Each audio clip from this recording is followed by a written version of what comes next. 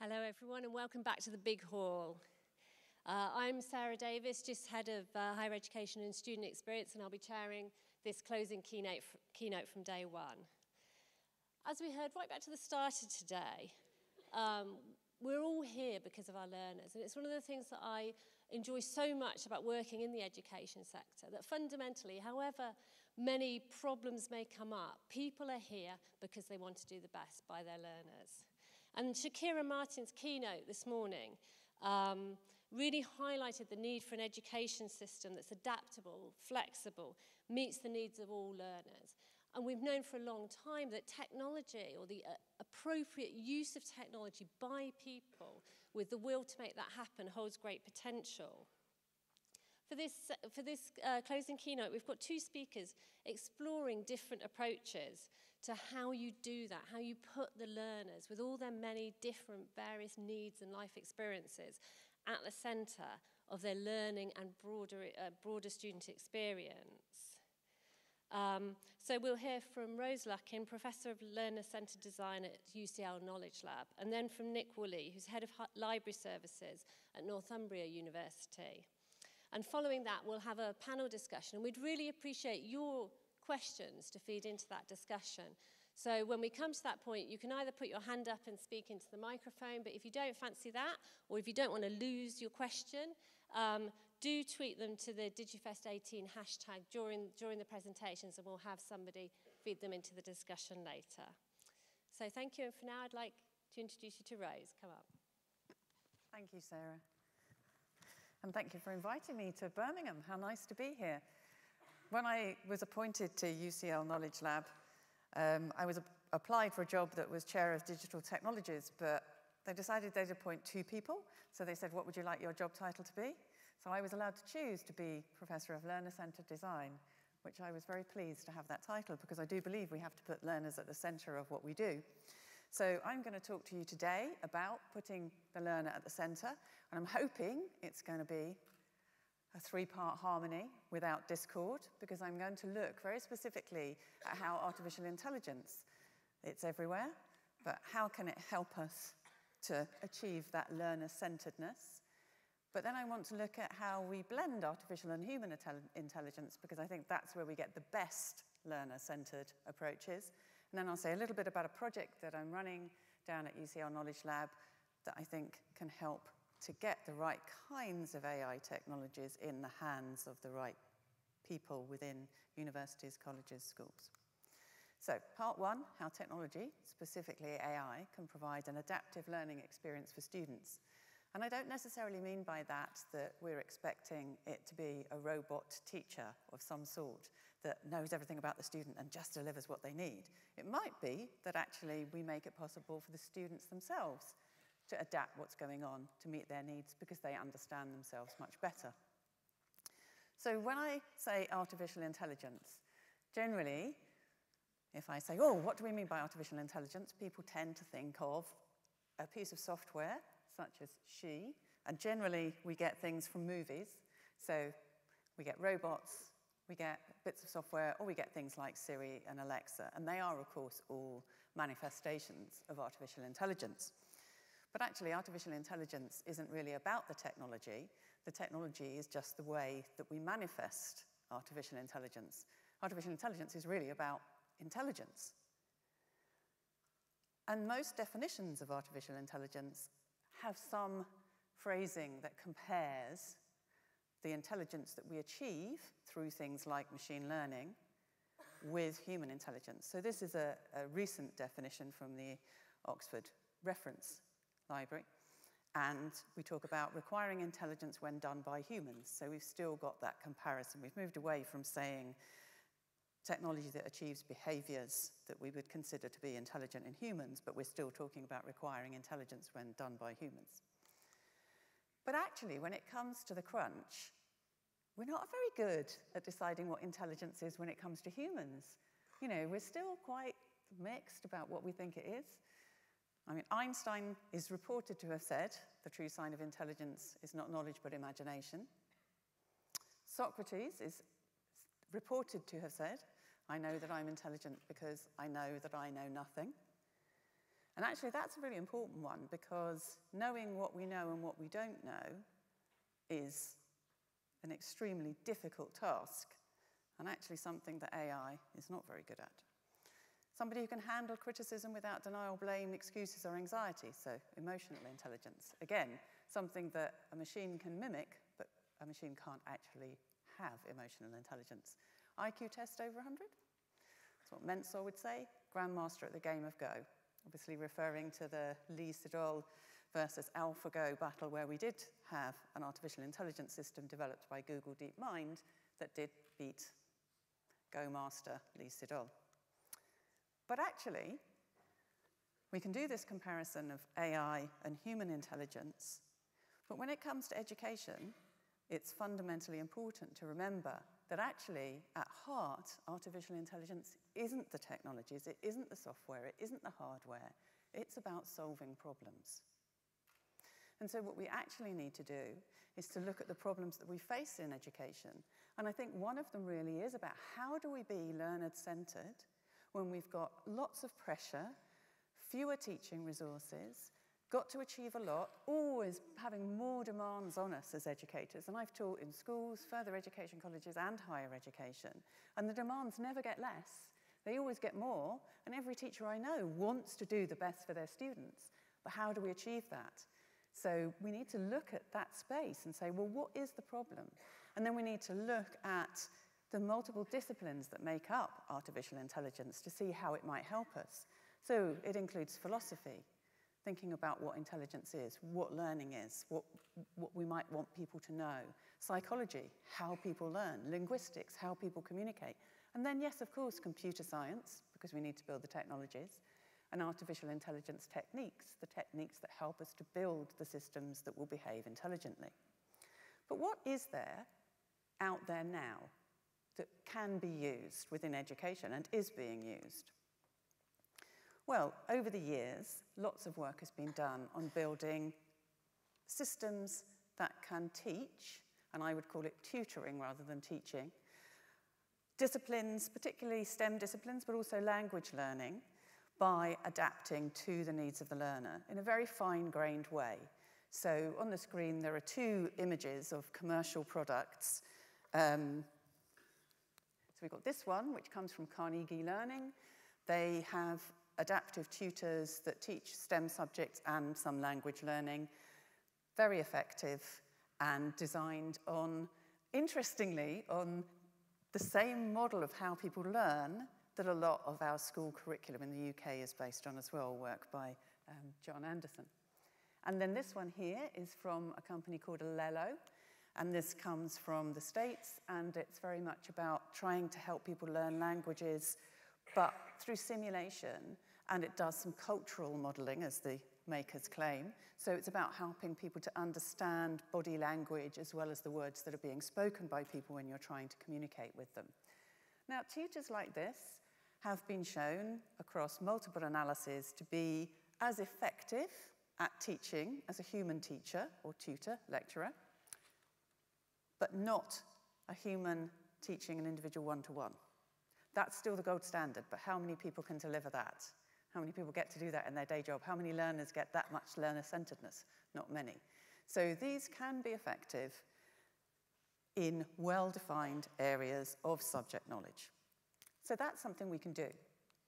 Now, also, there are more and more of these sorts of systems that are intelligent knowledge bases or recommender systems that help to collate lots and lots of information. They organize that information in a way that means they can access that information very quickly in response to queries or in response to requests for resources, for example. So something like Volley can go and find a resource from an enormous collection of millions and millions and millions to meet the needs of a teacher or a student. So it's not doing the tutoring, but it's going away and finding the resources. And something like IBM Watson, again, you probably all know IBM Watson, but it is a machine learning system that has billions of pieces of information, and it can be accessed very easily. And now with voice interfaces, it can be accessed just via speech. So we don't have to have what I found as a tutor many, many years ago to be a barrier, the old keyboard barrier. You know, people can speak to the technology and they can get an answer. So this is AI that's here and now and can be used. Sorry, I didn't mean to flash that light at you. I pressed it by mistake, pressed the wrong button. Sorry about that. And actually, that's an interesting example because one of the wonderful things about AI is, of course, it's always consistent, doesn't make mistakes like humans do. But in many ways, humans are way, way, way more intelligent than AI.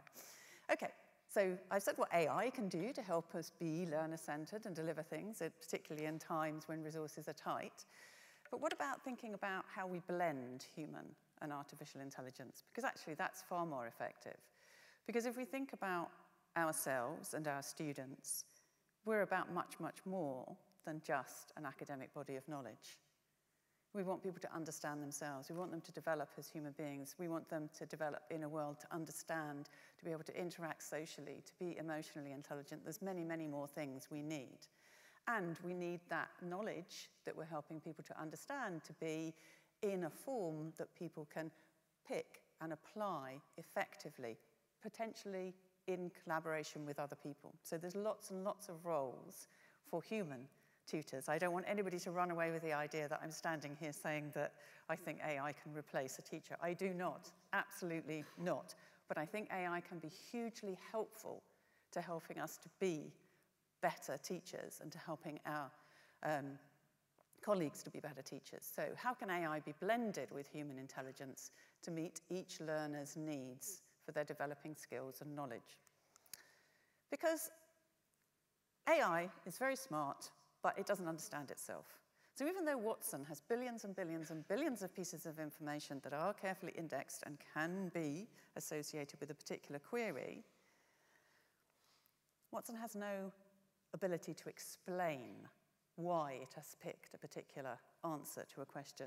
It doesn't know what it knows. It doesn't actually understand.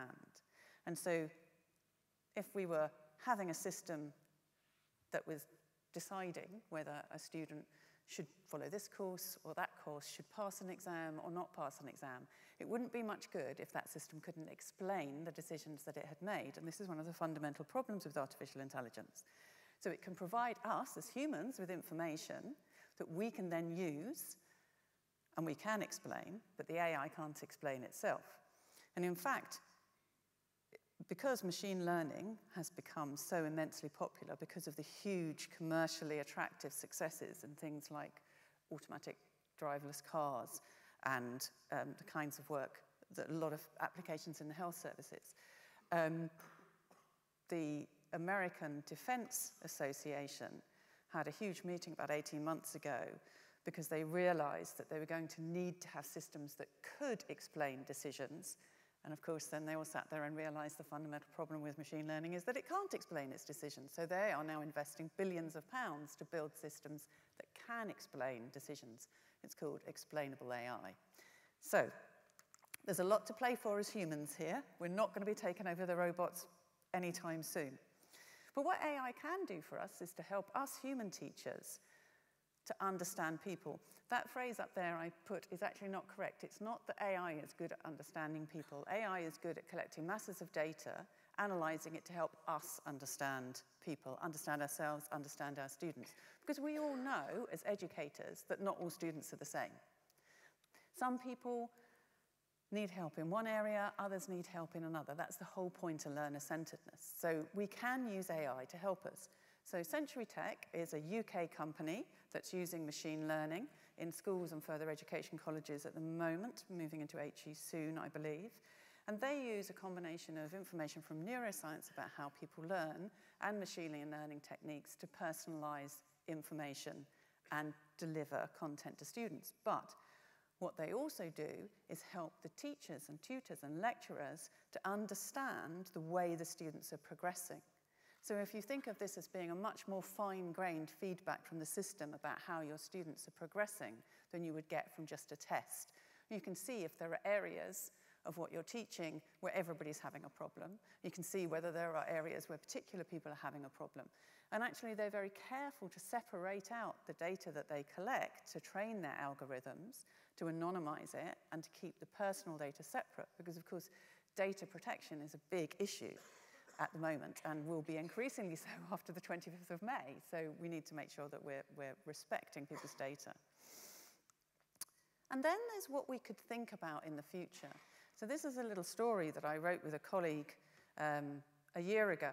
And it is a story. It's not true, but it's technically all completely feasible. And in fact, elements of this already exist. So it's a story about Colin, who is a teaching assistant. And as you can see, we start with Colin. It's November. It's not actually. It's March. Let's say morning in a lecture hall, 10 years into the future. And as the winter sun streams through the windows, a lecturer named Jude adjusts the blind. At Jude's side, there is her AI teaching assistant, Colin. But Colin is not a robot. Colin is software. Colin has no embodiment. He is a software assistant, just like Siri or Alexa. And he can be accessed by voice, but also via an app on Jude's phone, tablet, via the tablets that the students use. And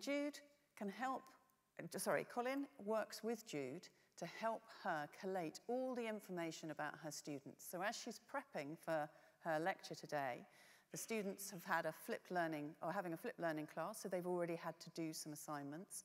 And Colin has already collated all the information about what the students have done and is identifying where there are problems, where there aren't problems. And no longer is it the case that Jude herself needs to do assessments. When we think about student progress, we think about continual formative feedback, but not just feedback about whether each student is progressing in their understanding of waves as they move through the physics curriculum. We are looking at whether they are understanding themselves better. How is their metacognitive awareness going? Are they able to monitor themselves effectively? Are they resilient? That's another qualification we need much more of in the future. And are they able to work with other students? So we can look at a whole lot of information that gives us a much more holistic picture of our students. Because not only can we collate the information that we get from their interactions with the technology that we provide through school, college, or university, there's also masses of data from social networking, for example.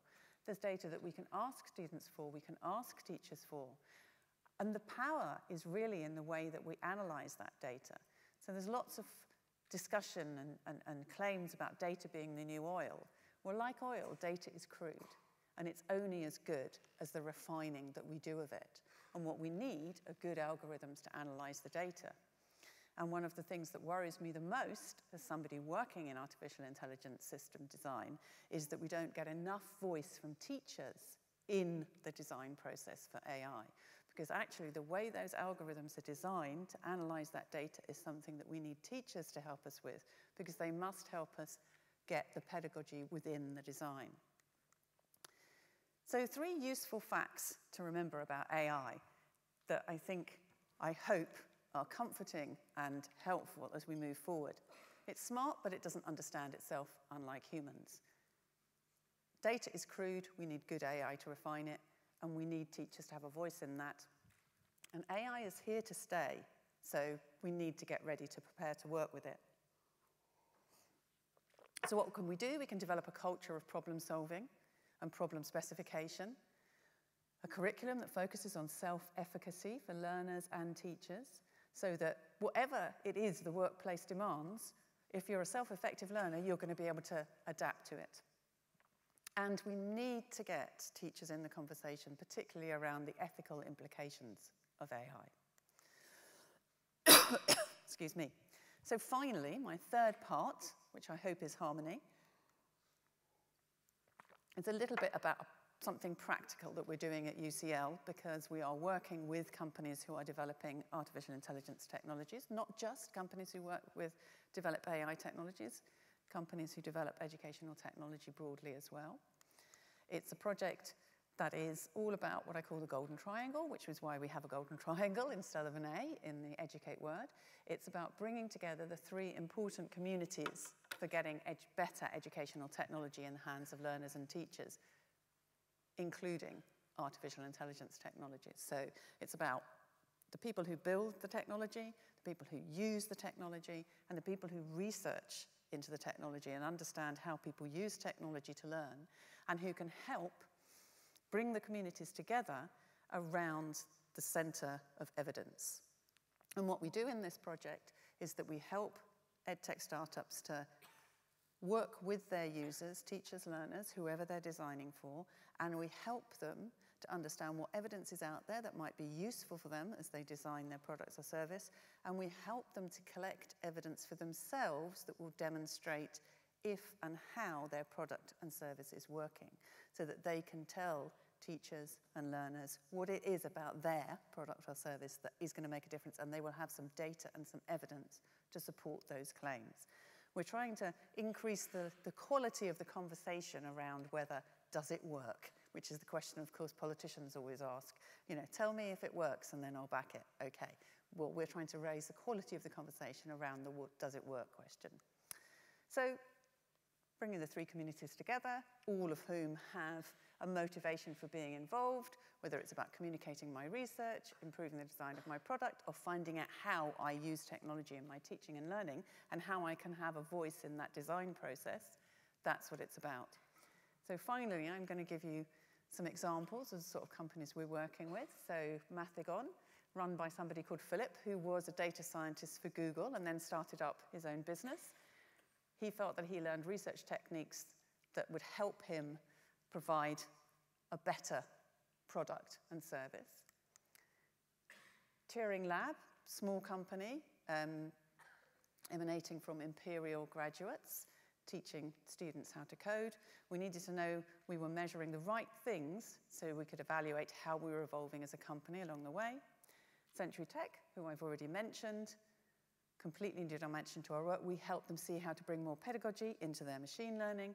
And finally, in Spiral, research mentors really helped the company understand and de-risk the evidence-based approach they wanted to adopt. So thank you very much for listening to me. I hope that you found something interesting in the talk. If you want to understand anything more about artificial intelligence and education, this is a freely downloadable book that we wrote year before last, the end of the year before last, Intelligence Unleashed, and that will give you some more information about some of the things that I've been talking about. Thank you very much.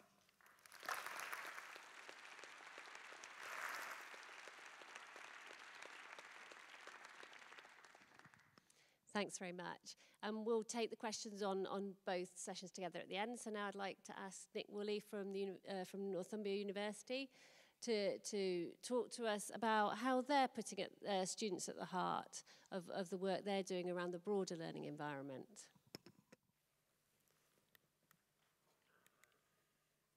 Afternoon, everybody. It's great to be at Digifest. I'm going to do something a little bit different maybe from the rest of the day's agenda, because I'm not really going to talk about technology. I'm going to talk around it.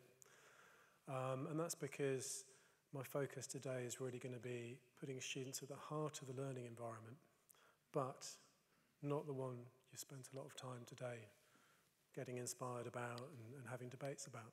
I'm going to look beyond TEL.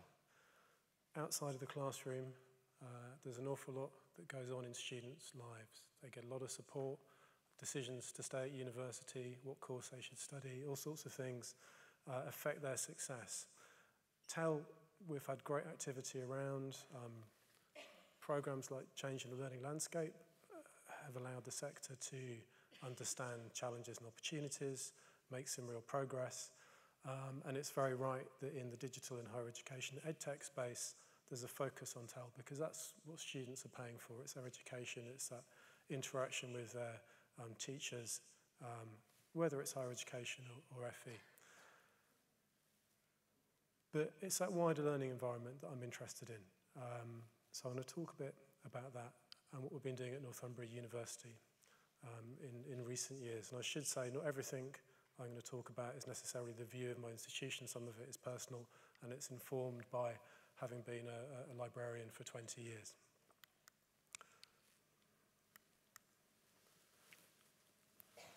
And I guess my starting question for everyone to think about is, where does digital fit in the institution? And if you think about technology-enhanced learning, in theory, and certainly in my institution it does, it fits into a pedagogical framework. It could be a program framework, it could be how you fulfill quality standards, and so on. What does that look like for the learning environment outside the classroom? Where does digital fit? So I'm going to tell you what my thoughts are and what my experiences are around that and what we've been doing at Northumbria. And there's a question there, which is, do we know enough about where it should fit in that wider learning environment to inform the design of digital, and actually how we design that learning environment to find a place for digital that's appropriate? I thought I'd drop this in. I don't want to talk about the rights and the wrongs or how we feel about TEF at a personal level, but it exists for many higher education providers.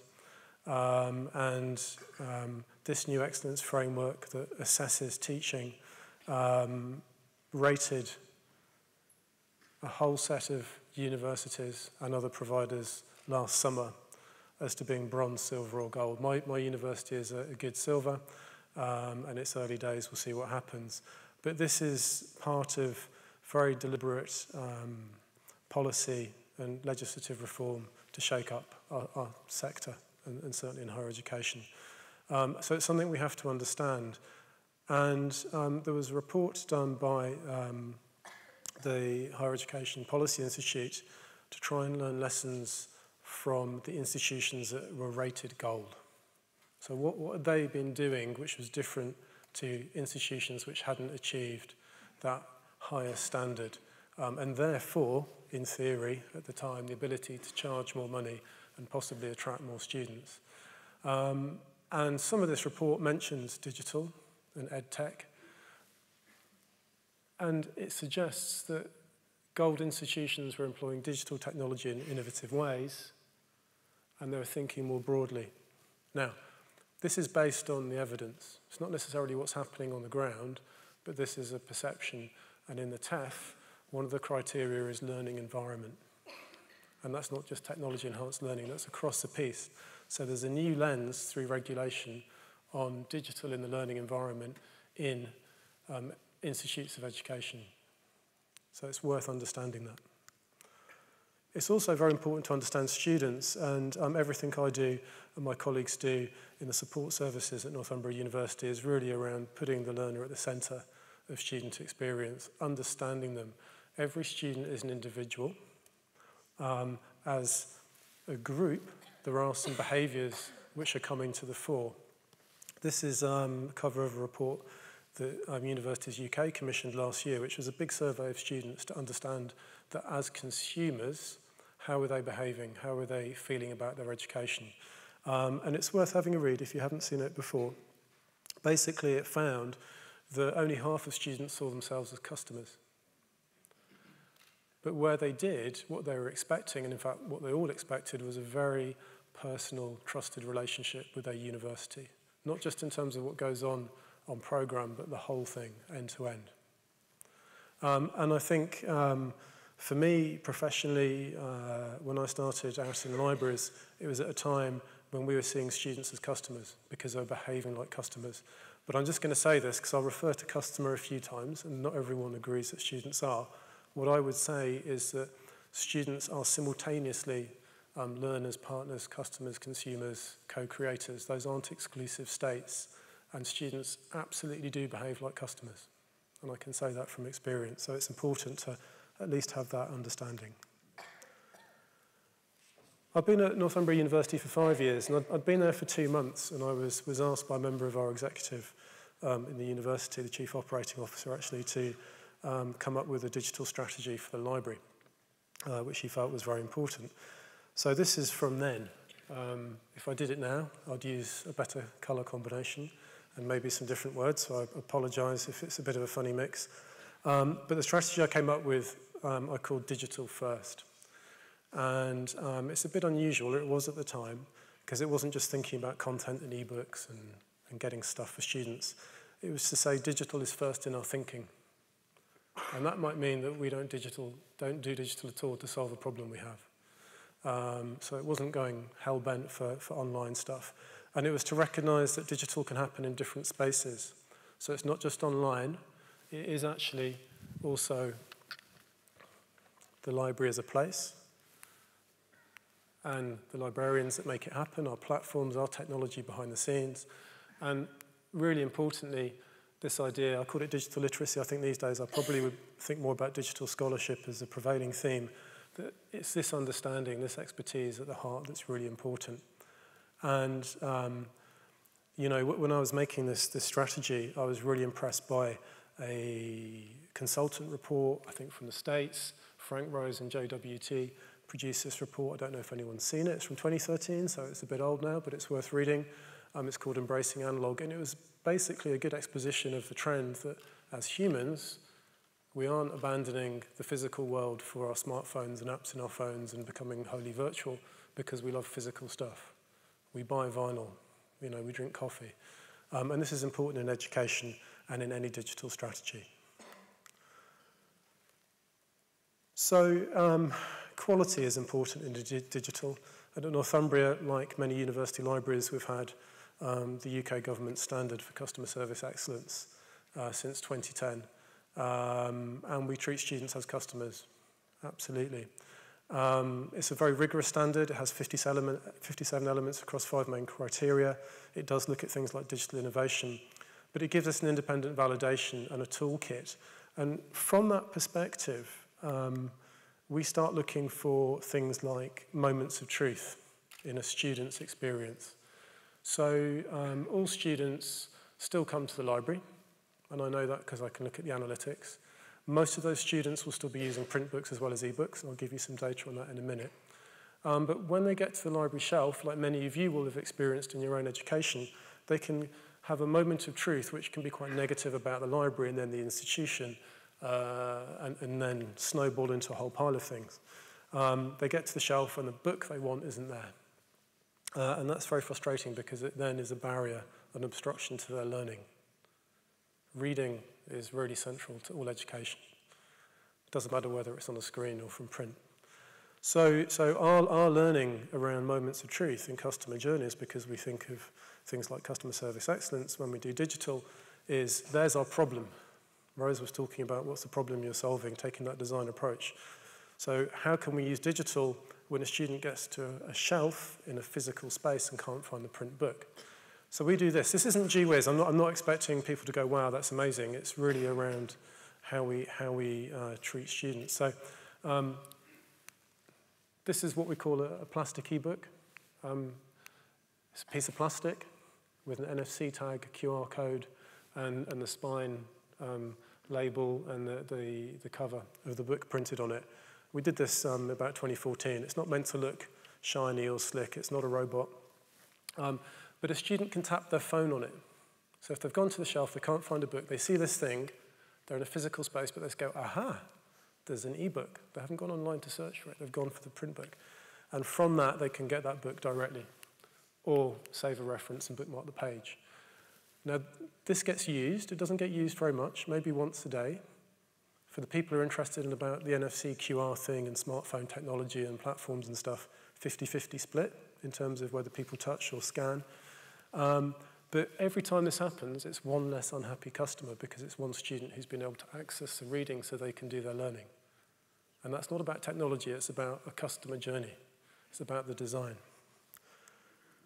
Something else we do is try and have a conversation with students, gather student feedback, keep a dialogue going, because we have to understand them deeply to give them the services they need and the support they need. So we've tried all sorts of things. We have a multi-channel approach. We've made online video feedback. Didn't get used. Best thing we have is this, whiteboards, because it's at the moment of truth. They're in the space, they see the thing, they can write something, and they can write anything they want, and we'll take notice of it, put it back in. What you'll see here is a little thing to think about today. Plug sockets, power. All our technology needs power. Getting power into learning spaces onto the campus is very, very difficult to do well, especially if you let students hack the space. And that's, I could talk about that all day about power, but when I look at how students learn in the library, and I don't even have to go into the library to see it because they have this behavior where they put on Instagram photos of them being in the library. One the other day said, if I don't take a photo of myself in the library, have I been in the library? Is it virtue signaling? I don't know what it is. Is it a call for solidarity from friends? But these are all Instagram library desk selfies by students at Northumbria, and I've got hundreds of these. I collect them because I like doing that kind of thing. But this is information. This is evidence for me, and what it shows me is that all learners at my university generally move between media. They go physical, digital, small screen, big screen, online, offline, pen, keyboard. It's very mixed, it's very blended. And we bear that in mind when we design our learning spaces. We've got about almost 2,500 learning spaces at Northumbria. We've got a very high proportion of fixed IT, almost 50%. But we design spaces without IT because people want spaces without IT, not just to put their own devices, but because they don't want IT necessarily. And we take into account all sorts of things. We take into account pedagogy, the kind of learning activity, the mode in terms of, is it an individual, is it a group? Is it a group working together because they have to, or is it companionship? What's going on there? What are the affinities between these different kinds of activities? What's our professional practice? Are there standards? Here's digital first. Technology is really important, but it fits this bigger system. This is just some of the kind of things we tell students about, and to demonstrate that we understand that they need lots of different things. They need lockers. Some of those lockers have power in, some don't. It's not all just about technology. In terms of reading, it's really interesting. Most of them still aren't hooked on ebooks. Most of them, and the biggest proportion in terms of what they want to do, this is our library survey for the last 3 years, they want both. So libraries have to do both. It's quite hard. And they give us all sorts of reasons, positive and negative. Some students like the tangibility of print. They think note-taking is easier. Some of this does reflect the fact that ebooks are still quite immature technology compared to the print book, and that will change. One thing we do in terms of our service design in the library is to really look at analytics. And this thing is, it's not designed for public view. It's an internal kind of management dashboard. But lots of figures here about what we call our reading list service. So when you're at university, you get directed to reading as well as the reading you find independently. We've got a service with 100,000 references in it. That covers most modules in the university. Doesn't touch the independent reading. And about 58% of that is digital. And the page views to this grows all the time. This is students discovering and accessing their reading. And this is interesting for me when you think about learning analytics, because if we get excited about very rich e-textbooks which can track what students are doing, well, not for most of their reading it can't. So I do worry about things like the observer effect, where by trying to measure something, we change the behavior, and actually, are we going to say, stop reading if we can't count your reading? We just want you to read these texts which have got all these features. Outside the library, one thing we do in our learning environment is we organise around students. So we do a thing called super convergence, and this is a structure chart, which is a funny thing to show at a conference, but it's just to make the point.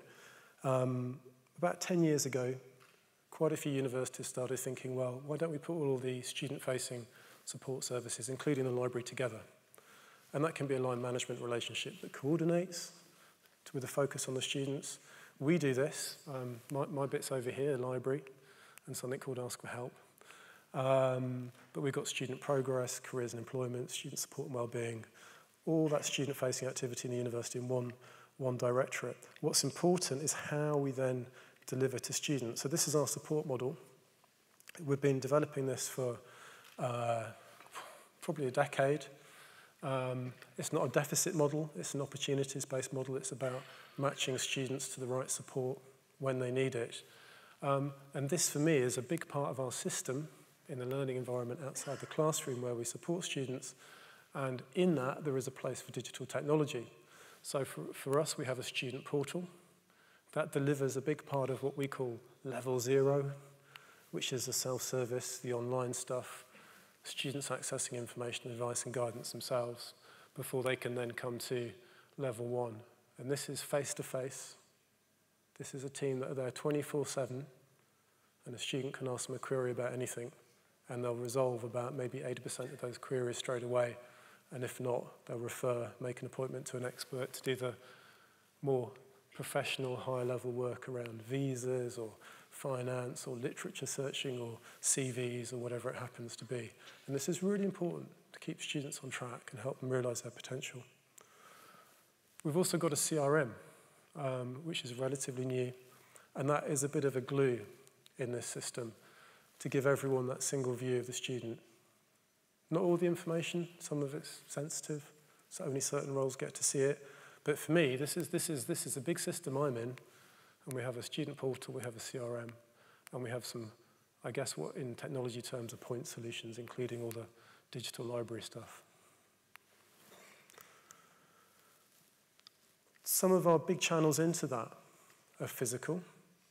So we've spent quite a lot of time in the last couple of years building some new iconic spaces on campus. This is one of them. This is a space we call Student Central at City Campus in the heart of our Newcastle West Campus. And this bit here, which then goes on for 2 more buildings, an 89-metre stretch, is the Student Central bit where students can go and they can access Ask for Help face-to-face, and they'll find one-to-one spaces to access support from any professional advisor and informal open group spaces to do peer-to-peer support, meet employers, have all that activity in one place. That's really, really important for them, really important for them. The rest is all library, including a 9-floor tower that's cut out of the picture. But it's what's inside that counts. Students' perception of VFM is falling, and they don't want big buildings, they want better facilities and support. So if you build something like this, you've got to have something to put in it, and that's our support model, which tells us where digital goes. And in terms of online, this is our portal. It's a bit of our portal. Doesn't look particularly exciting. Yeah, this is the help and support page. What's exciting here is we've been able to use some traditional information and knowledge skills to structure the content with a student-centric view. And this seems such an obvious thing to do in the digital environment, but it doesn't always happen. And if it does happen, it's probably just best efforts of the people trying to work locally somewhere. Money and finance, that's not one team. That's the finance department who will do things like debt recovery. And then it's some colleagues of mine in student and library services who do money advice, welfare stuff. To a student, they don't care, it's different people. So we have to present it to them in one way. So we did a big piece of knowledge management work around a taxonomy. And by doing that, we don't just create a student-centric view to put the learner at the center of this wider environment. What we also do is we create a scaffold where we can start saying, okay, so if a student goes in there to self-serve an article, a knowledge-based article, and get some advice, and it doesn't help them in what they want to do, that taxonomy category routes them to the right team without them having to go through our front line. All sorts of things we can do with this, and that's traditional knowledge management really in the digital context. So I'll finish up with just some questions and some thoughts.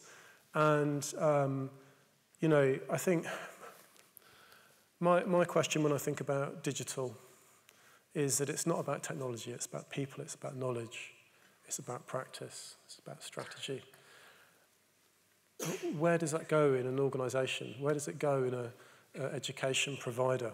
So I've shown you some of the things we do at Northumbria where it fits. For the TEF and the changing regulatory environment we're in, which we have to take notice of, what would a gold learning environment look like? And actually, what would the learning environment outside the classroom look like in 2023? Some things I'm thinking a lot about at the moment in terms of digital. We know from our student insights that students want a personal experience.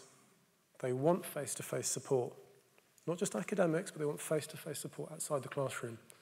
And they want to make a choice about all sorts of things, the resources they use when they do things. And in terms of digital, I think connectivity is so key, the connectivity of the physical and the online. So the learning environment has to connect, it has to augment physical in a smart way. Finally, what we've seen a lot of recently, and Rose mentioned forthcoming, GDPR coming in. Actually, I think the digital understanding, particularly of younger generations, is really going to change. And they maybe aren't going to be so willing to give up their data. And whatever we do in our learning environments, whether it's a physical space and the digital technology in that or what we do online, it's got to be inclusive, it's got to be ethical, and it's got to be trustworthy. Thank you.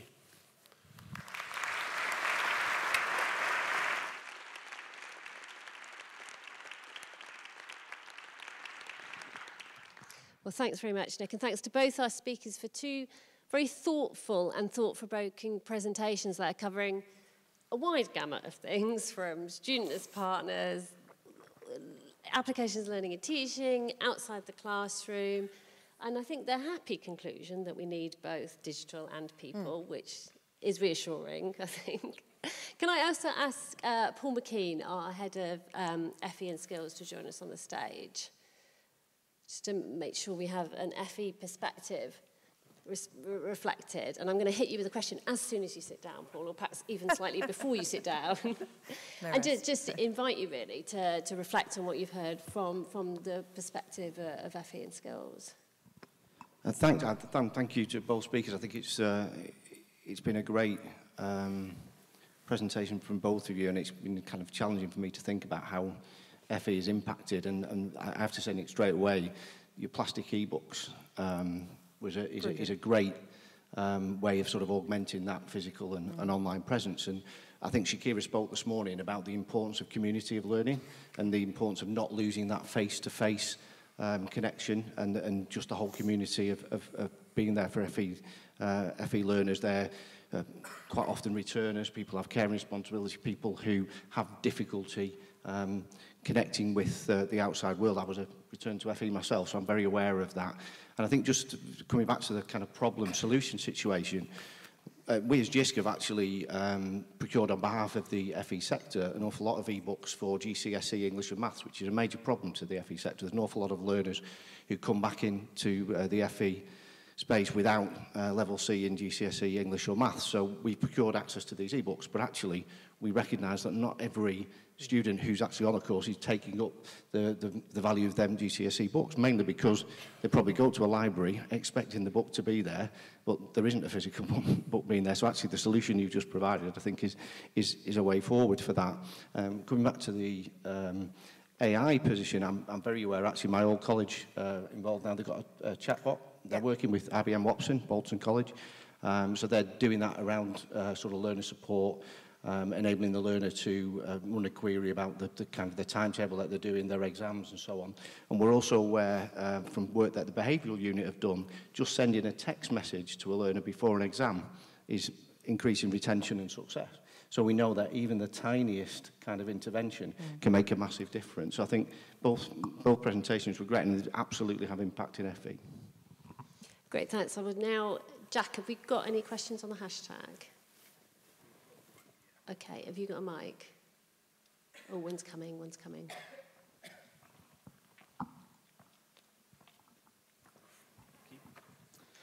So yeah, it's a question from Nick C on Twitter, who's asked, how good is AI at dealing with creating new knowledge with our students, as opposed to revealing knowledge as a fixed artifact to be passed on?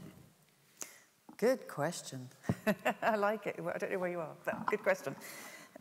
Creating knowledge. You see, that's where AI does have its problems. So AI is good at storing lots of information, finding nuggets of information, looking at different pieces of evidence and seeing what weight they have. So the ingredients of creating knowledge are there, but it needs the human to do the real knowledge creation process.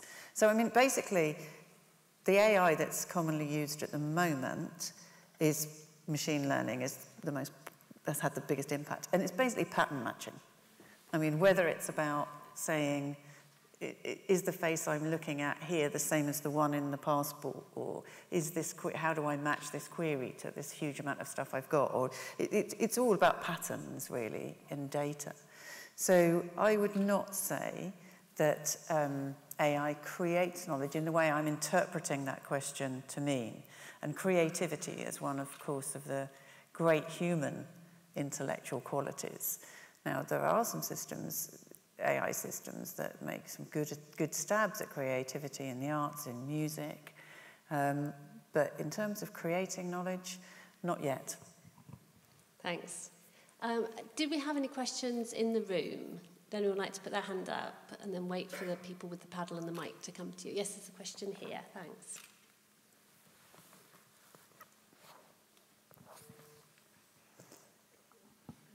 I'd just like to know your thoughts on how AI could be used to help combat plagiarism and ghostwriting. I haven't heard much said about that today, but it's something that, you know, is a massive problem for us, and we need to tackle it to preserve the integrity of the qualifications that our students are getting. Yeah, I mean, I think that whole issue is really important. And part of it is to do with the way that we assess students. And what we can do with AI is really fine-grained analysis. So you get that continuous formative assessment that takes data about mouse movements as well as more larger grain size data about answers to questions, whereby, you know, it's pretty difficult to pretend to be somebody else. You know, you are your kind of stack of information. And actually, as I said in the talk, you know, we can look at more than subject knowledge. We can look at lots of characteristics, and we can also help to support mental well-being, which is obviously extremely important, and the whole piece around anxiety. And so that we can actually tackle plagiarism, but not by using AI, I don't think, to spot plagiarism. It's about creating systems whereby plagiarism isn't possible. And also, in my kind of vision of where AI could take us, it would be very much a place where a learner is in charge of their data. They decide what it is they want to show an employer, what it is they want to show a university, where they believe their strengths are. You can't plagiarize that kind of thing because it's about your understanding of your own self. And so it's the way that we can use AI to make us smarter and more aware of our own skills and abilities is where I think we can tackle that most effectively. It is a really important question, though. Did you want to comment on that from a library and learning services perspective? Yeah, I mean, and everything Rose has said is, you know, spot on. I think there's another dimension, which is, you know, when you ask the question, why do students plagiarize? What's the motivation? And actually, it isn't any one thing. So definitely, students are being very deliberate in the tactics they use, in terms of, you know, what lectures they go to, what pieces of work they're going to do, in a way that I can't comprehend from, you know, the degrees I did. I was unorganized, I didn't know what was going on, but I didn't need to be. So they're very tactical. But actually what we also see, I think there's two things which have been important in terms of academic integrity and plagiarism, which is the transition to higher education. And I think it's, I think even in the 80s, academic colleagues were noting that their perception of skills and knowledge, the level was changing when students were coming in. What that means for me is that universities have to work harder, support services have to work harder to help students make the transition. So there's an interim thing that we've got to help them do early on. And a lot of universities are actually doing this. Some of that's around skills, some of it's around expectations, some of it's more cultural. And it might also be earlier interventions where there's a personal circumstance which might mean that people feel more under pressure, so they will have less integrity, and it's not a deliberate thing. But I think we also see some big generational change in terms of how people work with media, and I think it's probably a well-known phenomenon that certainly the younger generations, and that's probably millennials, and the generations coming after, work with information in a very different way. So sampling and reusing in a way that was never possible for, dare I say, some of us in this room. So their relationship with knowledge is different, and they don't actually understand necessarily that they are committing plagiarism. So it becomes harder a concept to communicate to them. So I think there's probably all sorts of things we can do, but I think helping them make the transition and helping them take a positive approach where they understand the value of thinking differently and working differently. And maybe taking some pressure off them, you know, where you get the perverse behaviour resulting. Thanks very much. Do we have any further questions? If you do a big hand wave, because I'm trying to scan the whole room. Okay, I just wanted, in that case, to as I said in my intro, sort of bring you back to that question that Shakira raised this morning of, is all of this supporting those hardest to reach students, or the students from non-traditional backgrounds, the adult returners, the students for whom further and higher education may be more of a leap, and who may be coming in without some of the skills to navigate the digital environment and the education environment generally. So I'd just like to get a quick perspective from each of you on that. Okay. I think it's a difficult question to give one answer to, because it's almost case by case about individual students. What we know is as participation's gone up and access has improved, and there are still barriers which we know about, the diversity of the student body has really grown massively. So you've got to treat them as individuals, and it's sometimes very difficult to predict what an intervention or a kind of support or a piece of program design, what effect it's going to have. So we've heard already ebooks to promote access to resources for learning might not be accessible because actually there's a digital divide. Not everyone has got good Wi-Fi at home, not everyone can afford it. Not everyone has a home where they can focus without distraction. Can they travel into the library? Is the library open? These very physiological things become very, very important. So I think universities have to focus on being safe and supported environments, being inclusive environments, and being able to treat students as individuals, which is incredibly difficult with the pressures we face, where essentially we often have to do more and better for less. I'm not going to say at this point that learning analytics is a magic bullet, but I think joining up views of the student is important. We've done some work in Northumbria around change of circumstance. When a student feels they want to withdraw, when they want to change course, when they want time off, and being able to reach out to them early on in that process to make sure they make the right decision for them, which could be, leaving the university. We're not using a heavily automated analytical approach. We're just trying to join up staff views of those students, get people working together more closely. So I think there's a lot more we can do if we work as single, entities in our organisations, have that focus on students. But I think it's almost, I wouldn't say it's a wicked problem, but it is very complicated. Thanks. Rose? It's something I worry about a lot. I mean, I was a school refuser at 14. I didn't go to university until I was 32. Without the further education sector, I would be nowhere. I got day release from a job to go to an FE college. So I understand a little bit of not being that traditional person who kind of achieves well and gets on a straight and narrow road straight away. And I'm actually very worried about it because I think when I look at what's possible with artificial intelligence, my optimistic side, which usually takes over, sees the huge possibilities it brings for us to provide fantastic resources for people all over the world, privileged, underprivileged, and that if we use it wisely, we can start to allow people to demonstrate skills and abilities we haven't been good at capturing previously. So maybe I'm not going to get all my GCSEs, but maybe actually I'm really good at something else. And can we capture that? So it could do that. Why I worry is because one sort of extreme dystopian possibility, and it absolutely is a technical possibility, is that given the global shortage of teachers, which I think now the latest estimate is 69 million, something like that, just to meet the Millennium Goals in 2030. Being offered an AI tutor who's never off sick, never goes on strike, is always accurate, always consistent, can deliver individualized tutoring in the core curricular subjects, sounds very attractive, doesn't it? So lots of people who are not getting an education at the moment can be given this because we've got an AI tutor who can do it. But I worry about that because I can foresee a situation where you end up with classrooms and lecture halls full of kids talking or speaking or using whatever interface it is with these systems and minders. And then the more privileged having the lovely human interaction and the resources used properly. And I worry about it because I can see the economics of it, in that if you're short of money and you're short of human teachers, hey, this is a way forward.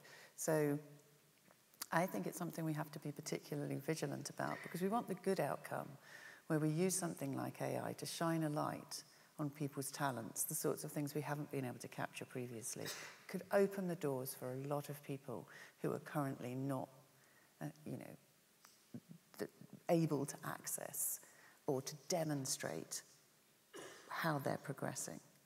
But unfortunately, it could also be something that actually makes the situation much worse. And we haven't done very well over the years. We've not got a terribly good reputation as a country on social mobility. So yeah, it's something I worry about a lot, and I think we need to be really vigilant.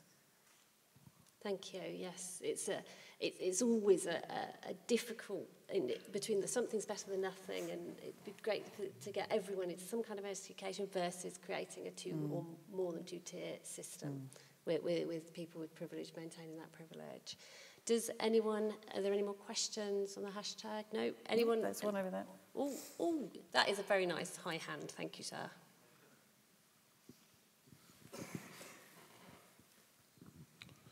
Hi.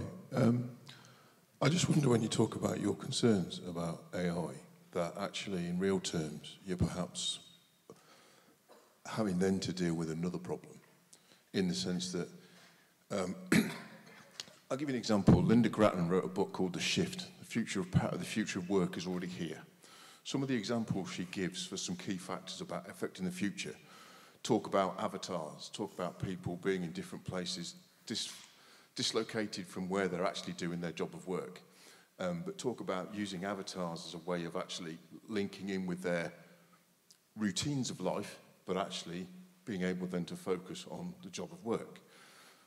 Given what you said about your concerns about AI and how that might impact, the problem then becomes another one: supply, bandwidth. How do you deal with actually making people access that amount of information over the given space? Because the pipe is only so big and it can only supply so many people. So in essence, it's another problem yet to solve to make it work. I mean, what are your thoughts? It's a very good observation. I think we need to use our human intelligence to address problems like that. And I'm afraid it's not the kinds of things that we are currently training our young people to do. We're very much going down a route of knowledge-based approach to education. Sorry, this is not a terrible criticism. I mean, I'm a teacher too, and I understand, but we still put a lot of weight on the very traditional evidence about somebody progressing through the education system. I think we need to start thinking very differently, because the truth of the matter is we now have very powerful machines who can learn much faster than us and much more accurately than we can.